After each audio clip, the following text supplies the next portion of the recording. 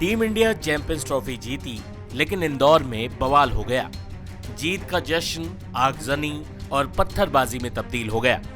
मामला दो समुदायों का था तो तनाव भी काफी भड़का। 15 से अधिक गाड़ियां क्षतिग्रस्त हो गईं, दुकानें जला दी गईं। लेकिन आखिर इसमें दोषी कौन था? दोनों ही पक्षों की अपनी कहानी है। इस वीडियो में हम दोनों पक्षों की कहानी आपके सामने रखेंगे। पहले आपको दिखाते हैं जब हमारे संवाददाता ने हिंदू पक्ष के लोगों से बातचीत की तो उन्होंने क्या कहा, सुनिए। देखिए, देश की जीत को अपनी जीत नहीं मानने की वजह से ये सारा बवाल शुरू हुआ है और सीधी तौर पर यहाँ पर मैं तस्वीरें सबसे पहले दिखाऊंगा। यहाँ जो स्थितियां हैं वो बयां कर रही हैं कि ये बवाल कितना उग्र हो गया था।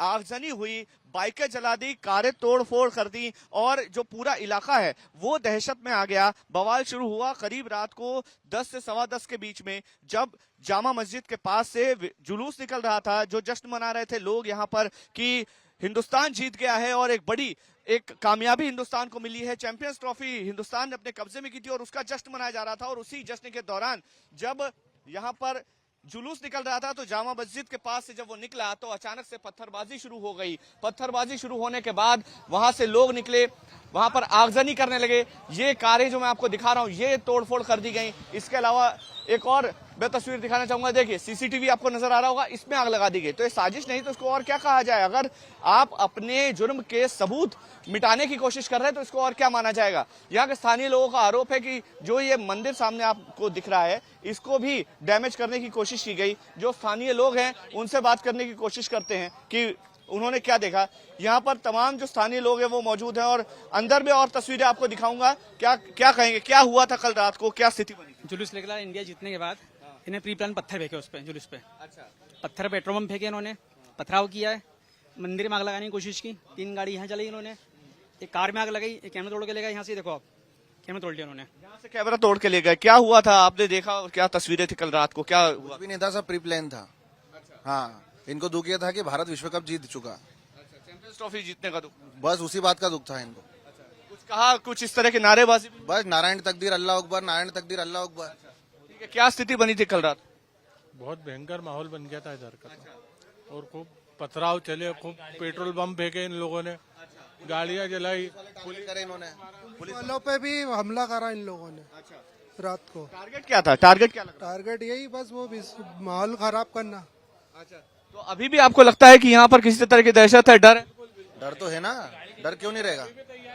तैयारी कर रहे हैं। अभी भी तैयारी में ही है वो लोग, करेंगे। हुआ था तो ये 2-2.5 हजार लोग इकट्ठा हो गए थे जब बच्चों का विवाद हुआ था। और ये हर जगह हर कुछ, हर त्योहार, हर उस पे ये यहाँ पे इतने लोग बैठे रहते हैं जिसका इस तरह की चीजें पहले भी इस तरह की चीजें हो चुकी। 2 महीने भी नहीं हो उस बात को, और ये घरों तक के पहुंच जाते हैं। तलवारें, छुरे, बंदूकें सब इन लोगों के पास पूरी लाइटों का एक्सेस है। जैसे ही कुछ भी होता है इनके पास पूरा प्री प्लान रहता है। ये सारी लाइटें ऑफ करते, उसके बाद ये पता नहीं कहाँ से इतना सारा पत्थर और मतलब पेट्रोल बम लेके तैयार रहते, लाइट बंद करते, उसके बाद जो भी करना होता है करते, ताकि इन लोगों के चेहरे ना हो, ये पकड़ाए ना। तो प्री प्लान इस तरह का घटनाक्रम होता है, आपको लगता है सब प्री प्लान होता है? सर प्री प्लान ही था पूरा। पेट्रोल पंप कहाँ से आते, पत्थर इतने कहाँ से आते है ना? सही बात है, पेट्रोल कहाँ से आ गया? आपने आग लगाई। देखिए, तस्वीरें मैं आपको दिखा रहा हूँ। ये जो शटर है ये आपको जला हुआ यहाँ पर नजर आएगा। ये जो पूरा इलाका है ये देखिए, ये सीसीटीवी मैं आपको दिखा रहा हूँ। ये जो सीसीटीवी है ये पूरा जला हुआ आपको नजर आ रहा होगा। सीसीटीवी जलाने की कोशिश हुई। यहीं रहते हैं आप? हाँ जी। क्या हुआ था कल रात को, क्या स्थिति बनी? कल यहाँ पर जो इंडिया के जीतने के बाद वो जुलूस निकला, जुलूस के बाद फिर यहाँ पर इधर से पूरे मस्जिद में से निकले सारे और कम से कम 200-300 लोग इकट्ठा होकर यहाँ पर पथराव चालू कर दिया। पथराव इतना कि मतलब ना घर से निकल सकते ना कुछ कर सकते। गाड़ियां जला दी, कार जला दी, 3 गाड़ी जला दी, दुकान में आग लगा दी और भी बहुत सारी जगह पे ये चीज हुई है। हैरानी की बात यह है कि अगर ये प्री प्लान नहीं था तो आपके पास अचानक से पेट्रोल कैसे आ गया, अचानक से आग लगाने का मटेरियल कैसे आ गया, अचानक से पत्थर कहां से आ गए? ये सामने जो आप मंदिर देख रहे हैं इसको जलाने की साजिश हुई, ऐसा स्थानीय लोग आरोप लगा रहे हैं। यहाँ पर जो अवशेष बचे हैं दिखा रहे हैं। पुलिस व्यवस्था जो है वो इस समय आपको नजर आ रही होगी तस्वीरों में। पुलिस व्यवस्था यहाँ पर चाक चौबंद अभी फिलहाल की गई है। तमाम जो पुलिसकर्मी है वो यहाँ पर तैनात है। यहाँ से कुछ दूरी पर जामा मस्जिद का इलाका है, वहाँ पर भी पर्याप्त सुरक्षा बल तैनात किया गया है और यहाँ पर भी जो सुरक्षा बल है वो रात से ही तैनात। वही मुस्लिम पक्ष की तरफ से शहर काजी ने क्या कहा, सुनिए। तरावी की नमाज चल रही थी, उसी बीच में जुलूस यहाँ से शोर शराबा करते हुए निकला और जब तक हम नमाज से फारिग होते जब तक यहाँ शायद जुलूस का आखिरी हिस्सा बचा होगा, कुछ होगा, नमाज के लिए नमाज से फारिग होकर निकल ही रहे थे तो किसी ने बम अंदर की तरफ फेंका। सुतली बम था वो, और उससे पूरा धुआं उठा और पूरी सिचुएशन क्रिएट हो गई और सारे लोग पैनिक हो गए। इस तरह फिर वो बात बढ़ती चली गई। फिर क्या हुआ? बस कुछ नहीं, बस मेरा तो कहना यह है कि मुझे समझ में ही नहीं आ रहा है कि ये जुलूस आखिर निकला कैसे, और दूसरी बात इस रूट से कैसे निकला। तो ये निकल सकता है जुलूस के लिए, लेकिन किन लोगों ने परमिशन ली थी, क्या बिना परमिशन के निकलता? और दूसरी बात यह है कि अगर परमिशन ली थी तो कितनी गाड़ियों की, कितने लोगों की, किस तरह की सिचुएशन में परमिशन दी गई थी। पथराव की नौबत कैसे आई? किसकी तरफ से पहले पथराव हुआ? पथराव की नौबत ऐसे आई कि पहले वो जिन लोगों ने बम वगैरह जो भी फेंका था, उस फेंकने की वजह से उसके साथ कुछ हाथापाई हुई। हाथापाई में मैं बाहर निकला और मैंने उस आदमी को निकाल कर बाहर निकाला, और इतने में वो अमित जोशी आए, उन्होंने बातचीत शुरू की। मैंने उनसे कहा कि ठीक है, थाने पर बात करते हैं, कोई बात नहीं, आराम से बात करते हैं। अमित जोशी यहाँ इलेक्ट्रॉनिक की दुकान है उनकी, वो आए थे और उन्होंने बातचीत। नहीं, मुझे ये पता नहीं है, मैं उनको पर्सनली थोड़ा सा जानता हूँ, इसलिए मुझे नाम याद है। तो उसके बाद उन्होंने यहाँ से वो गए और वहाँ से वो वहाँ पहुंचे होंगे, और उसके बाद उधर से पथराव शुरू हुआ। यहाँ प्रशासन के सामने हम बात कर ही रहे थे। हमारे साथ जो लोग नमाजी थे और इसके अलावा जो और लोग थे जो आसपास से आ गए हों, हो सकता है यहीं पास में रहने वाले, जब शोर शराबा सुना तो आ गए। तो हम पुलिस प्रशासन के साथ बैठकर उनको बिठाकर समझाइश देकर बात कर रहे थे। इतने में उधर से पथराव शुरू हो गया। पुलिस के सामने पथराव हुआ? हाँ, पुलिस के सामने शुरू हुआ। आप लोगों की तरफ से पथराव हुआ? वो तो फिर होना ही था, फिर क्यों नहीं होगा? शुरू ही उधर से हुआ है तो फिर पब्लिक तो पब्लिक है, जनता तो जनता होती है। कितने लोग घायल हुए? नहीं, ऐसा मेरे पास कोई डाटा नहीं है। अधिकारी आए थे आपके पास, आपसे बातचीत भी हुई है, किस तरीके की बातचीत हुई? हाँ, अधिकारियों की अभी जो बात जिस तरह हुई है करने की कोशिश करेंगे।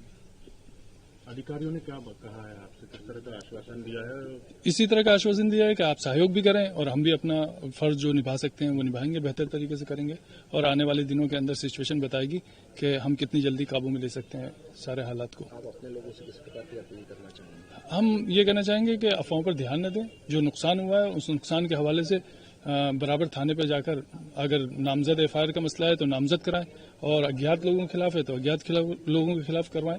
लेकिन जिसका जो नुकसान हुआ है वो थाने पहुंचकर पुलिस प्रशासन के सामने अपनी दुख पीड़ा को रखे। जिस इलाके में हिंसा फैली वहां हिंदू और मुस्लिम दोनों की दुकानें जली। देखिए ग्राउंड रिपोर्ट में हमारे संवाददाता को क्या मिला।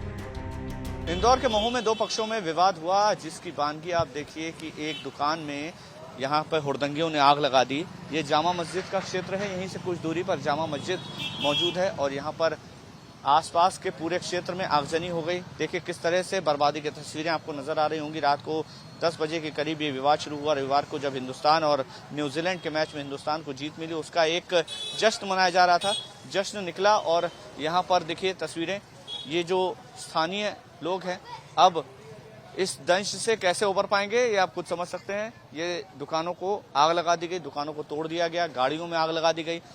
ये जिन लोगों का काम है उन पर पुलिस एक्शन जरूर लेगी, लेकिन जिनका नुकसान हुआ है आखिर वो कहाँ जाएंगे, वो अपना नुकसान कैसे भर पाएंगे, ये बड़ा सवाल है। क्या नाम है आपका? मेरा नाम सर बंटू वर्मा। किस तरह से ये पूरा नुकसान हुआ है, क्यों हुआ, क्या घटनाक्रम हुआ? सर वो मैच के बवाल में उधर से पत्थर चले, बस हो गया सर। फिर क्या, दो तरह आमने सामने पत्थर चले रात को। लेकिन जिसका नुकसान हुआ उसने पत्थर चलाया था। अब सर ये तो कोई भी नहीं बता सकता। अब ये दुकानें, जिनकी दुकानें वो तो यहाँ है ही नहीं ना। किनकी दुकान है? ये दुकान किराए की है, ये दुकान मालिक। दुकान आपकी है? कौन सी दुकान है आपकी? अच्छा, वो भी शॉप आपकी है। क्या मेरा एसी का काम है। अभी 15 दिन पहले मैंने यहाँ पर एसी का पूरा मटेरियल डाला था। कुछ असामाजिक तत्व आए, मेरी शटर को तोड़ा गया, यहाँ से पूरा सामान निकाला और फेंका गया। और वहाँ मेरी रुई की शॉप थी, रुई की बोरी रखी हुई थी, वो पूरा अचार पापड़ का उसमें उन्होंने रमजान का सामान भरा हुआ था। कम से कम उसमें 4 से 5 लाख का नुकसान हुआ। इसमें 2 से 2.5 लाख रुपए का नुकसान करके गए ये सब। जी, क्या हुआ, क्यों हुआ इस तरह का नुकसान? आप किसको जिम्मेदार मानते? हम लोग जिम्मेदार तो किसको मान सकते हैं साहब। हम लोग क्या हुआ कि नमाज पढ़ने गए थे, कल इंडिया जीती। जीतने के बाद में आपको पता है रमजान माह चल रहा है, इसमें पवित्र कुरान पढ़ा जाता है। 20 रकात तरावी की होती है। बस इस्ते में इंडिया जीत गई। हम वहाँ से घर से यहाँ आए। यहाँ आने के बाद में एकदम हुआ अल्लाह हुआ, पत्थरबाजी हुई असामाजिक तत्वों द्वारा। और हमारे घर में ऐसी आग लगाई गई है कि पता ही नहीं चला कि कौन थे, क्या थे, कहाँ से आए थे लोग। जी, कुछ लोगों का कहना है कि जश्न मनाया जा रहा था, इससे आपत्ति थी जो लोग नमाज पढ़ रहे थे। अब ये तो 10 लोग 10 मुंह बातें हैं, इसमें हम तो कुछ नहीं कर सकते हैं। जो हमने देखा हमारे घर में, हमने हमारी जान बचाई है, हम तो ये बोलेंगे। जी, जो तमाम जो अलग अलग जगह आगजनी हुई है, कुछ हिंदू पक्ष का नुकसान हुआ है, कुछ मुस्लिम पक्ष का नुकसान हुआ है, किया किसने, शुरुआत कहाँ से हुई? शुरुआत को तो सब हम बोल ही नहीं सकते ना, क्योंकि मस्जिद में से निकलना और घर का पहुंचना, इस बीच में असामाजिक तत्व आते हैं, कुछ अपशब्द बोलते हैं, उसके बाद पथराव चालू हो जाते हैं। संभलने की स्थिति नहीं हुई ना, समझ ही नहीं आया कि ये कैसा हो गया। हिंदुस्तान की जीत को लेकर के किसी तरह के किसी के मन में कोई बुरी बात तो है नहीं। हाँ, ये बोल सकते हैं, बिल्कुल बोल सकते हैं। दुकान मेरी है, मेरा जितेंद्र बत्रा नाम है, सब साथ में ही रहते, मेरी दुकान है ये।